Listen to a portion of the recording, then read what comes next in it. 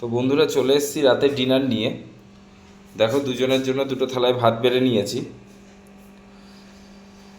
রান্না আজকের অনেকক্ষণ হয়ে গেছে, বসে সব গল্প করছিলাম করতে করতেই এখন 10:30টার সময় খেতে বসলাম। আর সন্ধেবেলা আজকে টিফিনটা খুব ভারী হয়ে গেছে, ওই জন্য ভাত একদম অল্প অল্প করেই নিয়েছি। তো চলো কি করেছি তোমাদের তো দেখাতে হবে, দেখিয়ে দিই।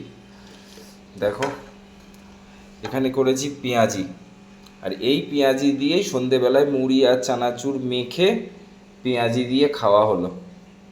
আর পেটে জায়গা থাকে, তো চলো অর্পণকেও দিয়ে দিয়েছি, আমিও নিয়ে নিই। অনেক দিন পর পেঁয়াজি হলো, কলকাতা থেকে আসার পর এই প্রথম। আর এখানে নিয়েছি কুমড়ো ভাজা, অর্পণকে দেই, মনে হয় তো খাবে না, তাও দেই।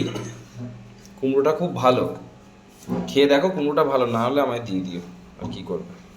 ও আবার ওসব বড় লোকের বেটা তো, ওসব খায় না। কুমড়ো দেখো দিয়ে দিল, খাবে না, আমি জানি তো খাবে না। ও বড় লোকের বেটারা এইসব গরিবের জিনিস খায় না।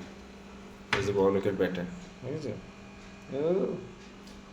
আর এখানে করে নিয়েছি বন্ধুরা একদম আলু ছাড়া মাছের ঝোল, কষা কষা করে। এই যে একদম মাছের রিং পিস। এই হচ্ছে আজকের আমাদের রাতের ডিনার। তো চলো বন্ধুরা টাটা।